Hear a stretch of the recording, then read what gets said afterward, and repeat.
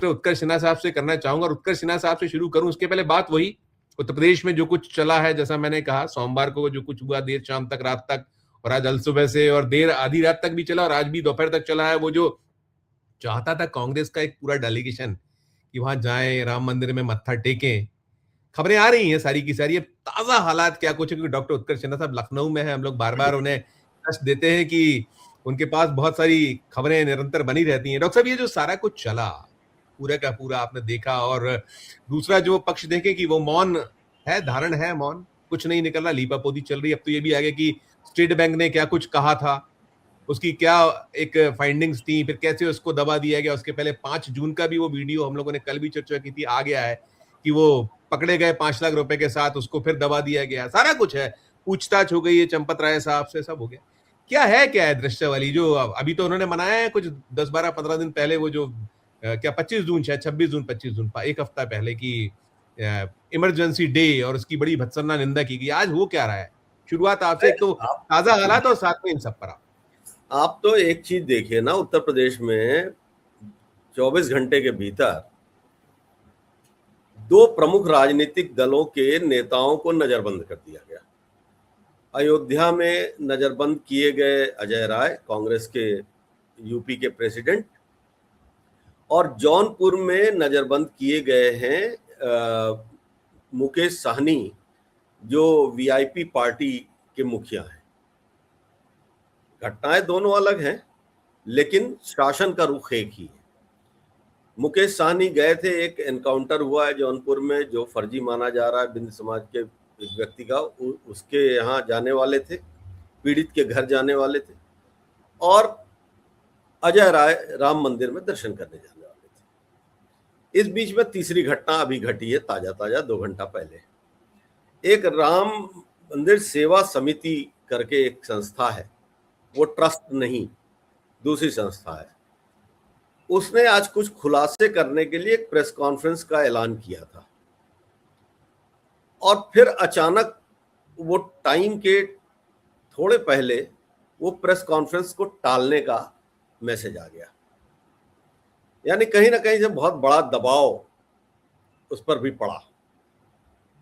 अच्युतानंद शुक्ला उसके मुखिया हैं, तो वो प्रेस कॉन्फ्रेंस भी टल गई। अब इस बीच में आप देखिए, बीजेपी की तरफ से जो लाइन, या संघ की तरफ से जो लाइन है, 2 लाइनें चल रही हैं। एक तो चंपत राय को प्रोटेक्ट करने के लिए एक पूरा सोशल मीडिया पे कैंपेन लॉन्च हो गया है। आप एक्स पे जाइए, फेसबुक पे जाइए, कहीं भी जाइए, आपको मिलेगा और बताया जाएगा कि चंपत राय तो दरअसल उन्होंने चोरी पकड़ी, और जो भी चंपत राय के खिलाफ या उनके उससे एविडेंसेस दे रहा है या खुलासे कर रहा है, उसको दलाल और धर्मद्रोही और ये वो जो उनका एक सेट चंक ऑफ वर्ड्स हैं, वो चालू। दूसरा, बड़ी बेशर्मी से ये बात कही जा रही है कि जिन लोगों ने राम मंदिर का विरोध किया था, वो लोग कैसे चंदे पर के मामले पर बोल सकते हैं। बल्कि कुछ तो ऐसे कलाकार हैं जो ये कहने लगे हैं कि हिंदुओं का पैसा हिंदू लूटे, तुमसे क्या मतलब, तुम तो धर्मद्रोही हो। अब इस हद तक चला गया है डिफेंस। एक बयान मेरे पास है, आप अनुमति देते तो मैं सुनाता हूँ। आप जो कह रहे हैं बयान है मेरे पास, देखिएगा, सुनिएगा, ये दर्शक भी देखें। ये बयान है जो अभी कह रहे हैं सिन्हा साहब, ये बयान।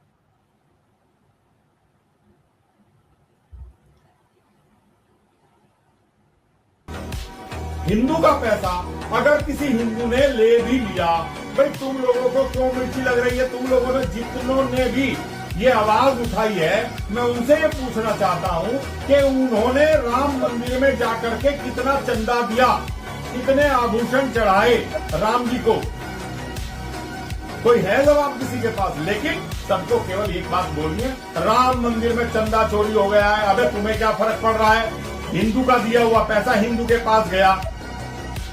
ये जो हिंदू का दिया हुआ पैसा जिससे मस्जिद बन रही है, मदरसे बन रहे हैं, चर्च बन रही है, उन पर किसी ने आवाज नहीं उठाई। ये आप इसी की शायद बात कर रहे थे, इसी टाइप की कुछ और भी है, और भी। जी, ये हिंदू रक्षा दल के नेता हैं, कोई चौधरी साहब है, निर्लजता देखिए, निर्लजता। हिंदू रक्षा दल, उसके ये नेता साहब हैं, और वो कैसे कह रहे ये सब मुझे ये सब नहीं समझ में आता है संजीव सर, कि ये सब कौन सा अफीम पिए रहते हैं। यही हिंदू हैं। बाकी संजीव श्रीवास्तव, उत्कर्ष सिन्हा, विनय ठाकुर, ये लोग पता नहीं क्या हैं या कौन क्या है। ये जो सर्टिफिकेशन वाला प्रॉब्लम है ना, ये इनका मेंटल बीमारी है। अब सवाल ये है कि देखिए, कई बार ऐसा लगता है ना कि आपस में जाके आगे भी लड़ेंगे कि किसका वाला सर्टिफिकेट सही है। एक्जेक्टली, हिंदू रक्षा दल वाला सर्टिफिकेट सही असली हिंदू का होगा कि आरएसएस वाला असली हिंदू का होगा कि बीएचपी वाला हिंदू का होगा। उस चक्कर में चारों शंकराचार्य निपट जाएंगे, कोई हिंदू साबित नहीं होगा। तो ये जो दशा है, और कुल मिला के देखिए कहानी क्या है कि 11 तारीख, अब अभी मैं आई हैव सीरियस डाउट्स, कोई इस्तीफा नहीं हुआ है। घोषणाएं पहले सरकार की तरफ से हुई, उसके बाद बीएचपी के ट्विटर हैंडल से कोषाध्यक्ष महोदय ने एक ट्वीट किया कि साहब इस्तीफा हो गया है। इस्तीफा कहीं नहीं दिखाई दिया। अच्छा, कोषाध्यक्ष किस हैसियत से इस्तीफा बताएगा? प्रवक्ता है कि पार्टी का अध्यक्ष है? अरे कोष में ही तो गबन हुआ है, और कोषाध्यक्ष बता रहा है कि दूसरे का इस्तीफा हो गया। उनका क्या होगा? अब इस बीच में एक नया शगुफा छूटा है।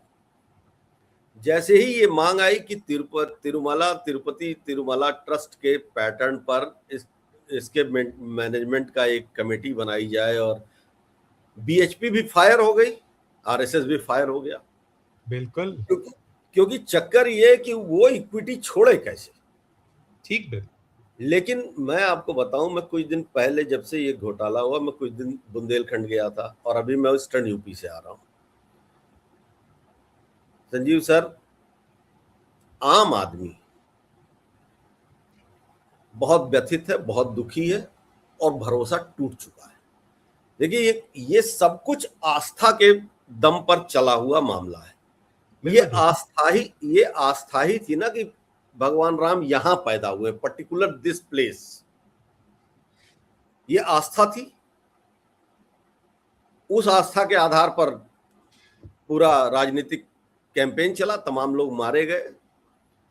उस आस्था के आधार पर आपने तमाम चुनाव लड़े, और वही आस्था उन्हीं लोगों द्वारा लूट ली गई।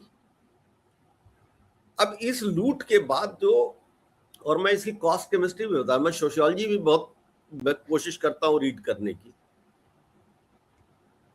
Majority of OBC and Dalits वो हर्ट है। जो upper caste, so called upper caste, जो अपने आप को ब्रैकेट में रखता है, स्वघोषित उच्च वर्ग के लोग, सामान्य वर्ग, उच्च वर्ग, जो भी कहिए, ये लोग बड़ी दबी जुबान से, पहले तो इन लोगों ने हिट करना शुरू किया कि कोई चोरी नहीं हुई है, लेकिन उसके बाद जब खुलासे होने लगे तो फिर कहने लगे कि हाँ वो, लेकिन ठीक तो नहीं हुआ वाला मामला है। लेकिन ये इनसे बहुत उम्मीद नहीं। बट ये जो मेजॉरिटी पॉपुलेशन ऑफ हिंदू है, वो बहुत बुरी तरह हर्ट है, और वो भरोसा करने को तैयार नहीं है। तो आस्था की राजनीति। अच्छा, प्रधानमंत्री जी का क्या है? प्रधानमंत्री जी ने अभी मन की बात की 2 दिन पहले, पिछले इतवार को। अब उनके मन में क्या क्या होता है, और भाई ठीक है, रेडियो टीवी सब तुम्हारा है, जो मन करे बोलो। उनके मन की बात है, जनता के मन की बात नहीं होती।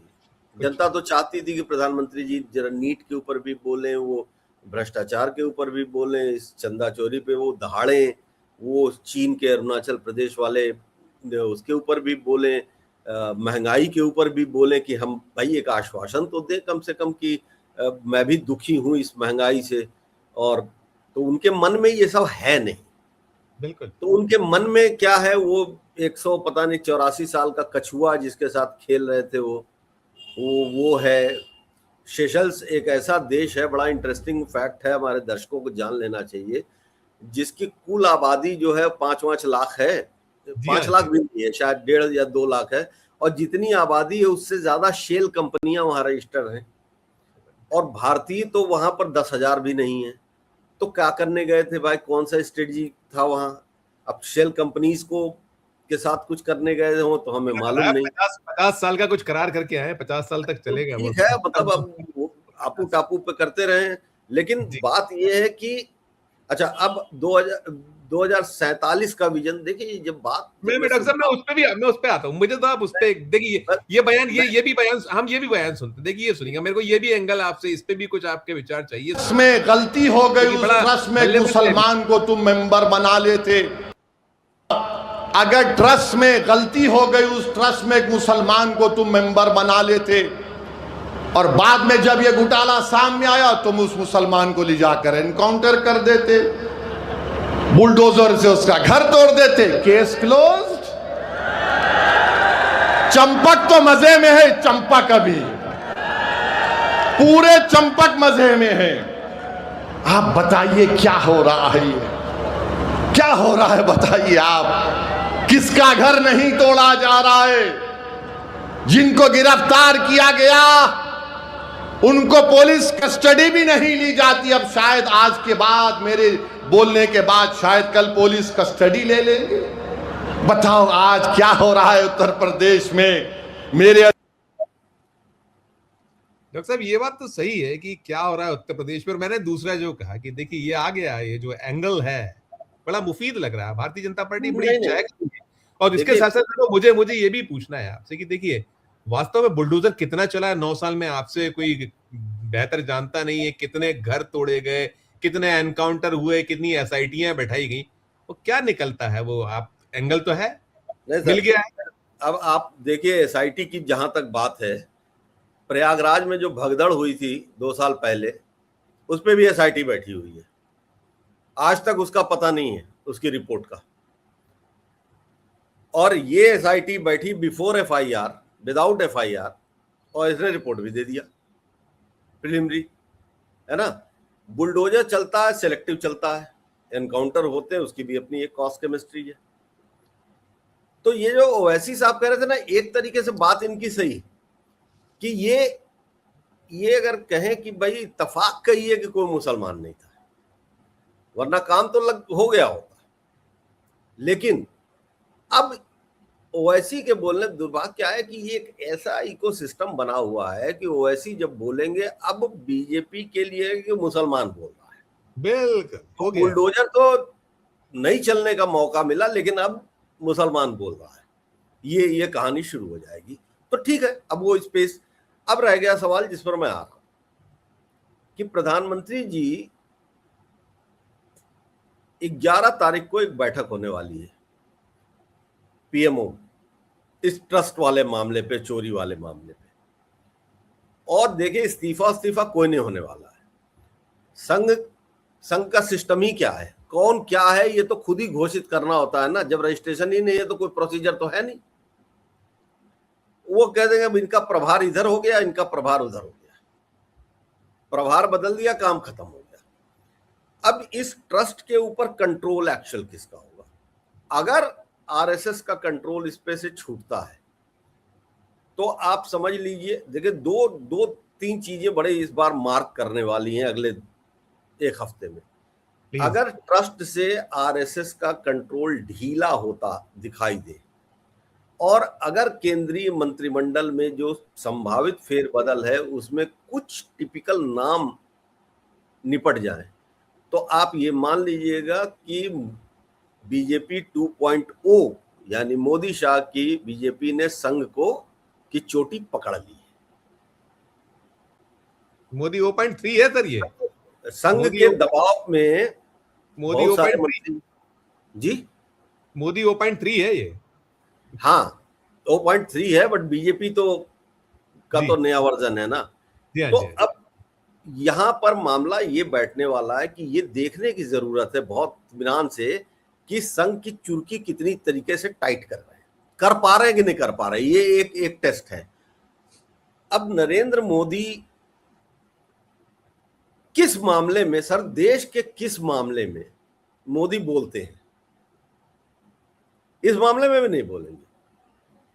वो उनके लघु भगु सब अलग अलग। देखिए, कोई कहता था ना कि जैसे रावण के 10 सर थे, तो 10 सर जो 10 बात बोलने लगते थे, 10 मंत्र पढ़ने लगते थे, सामने वाला जो है बेचैन बौखला जाता था, क्या सुने। आरएसएस, बीजेपी, बीएचपी, ये वो सब, रक्षा दल, बाबा, कथावाचक, ये सब भी वही है। पक्ष भी मेरा, विपक्ष भी मेरा, तेरी जगह नहीं है। तो नरेंद्र मोदी से, अच्छा अभी देखिए, मैं ये भी मैं जरूर कहना चाहूंगा कि उत्तर प्रदेश की जो स्थिति है, हमारे मुख्यमंत्री जी ने क्या कहा। मुख्यमंत्री जी ने तो ये कहा कि इस पर कोई बात ना करे, जिसके पास बात सबूत हो वो लाके सबूत पेश करे, वरना ठीक नहीं होगा। अरे बात भी नहीं करने दोगे यार तुम। हर आदमी सबूत लेके घूमता है क्या? जहां सबूत है उसका तो पता नहीं चल रहा है सरकार को, या पता चला है तो सार्वजनिक नहीं कर रहे हो। पुलिस रिमांड ली नहीं, और अगर पॉइंट वाइज बात हो रही है तो धमका रहे हो आप। तो ये जो इमरजेंसी सर हो गई इतिहास। 1974 हम बैठे हैं 2026 में, तो सियापा आप कुछ भी कर लो, लेकिन कर आप उससे कई गुना ज्यादा रहे हो इमरजेंसी में। तो मैं आखिरी बात बोल के आगे कहता हूं, विनय सर और अजय शुक्ला सर आ गए हैं, अब उनसे बेहतर कौन बोलेगा। लेकिन इमरजेंसी का तो वो दौर था जब कम से कम एडिटर्स अखबारों का पन्ना सादा छोड़ दिया करते थे। ठीक बात। ये विक्रम राव साहब ने काला छोड़ा था। जी। तो और आज क्या है, आज तो तुमने मालिक से लेकर संपादक तक को चिंटू बना के रखा हुआ है। ठीक। और जो नहीं दबा है उसके ऊपर ईडी, सीबीआई, ये वो सब करते रहते हो। 4 PM उसमें से एक है, चैनल बंद करा देते हो, कुछ कर देते हो। तो इमरजेंसी तो मतलब अब किस इमरजेंसी है नहीं, एक्चुअली इमरजेंसी सरकार के लिए नहीं है, इस बार जनता के लिए इमरजेंसी हो गई है। पिछली बार सरकार ने इम्पोज की थी, इस बार जनता पर मतलब जनता कह रही है कि यार ये इमरजेंसी है, कुछ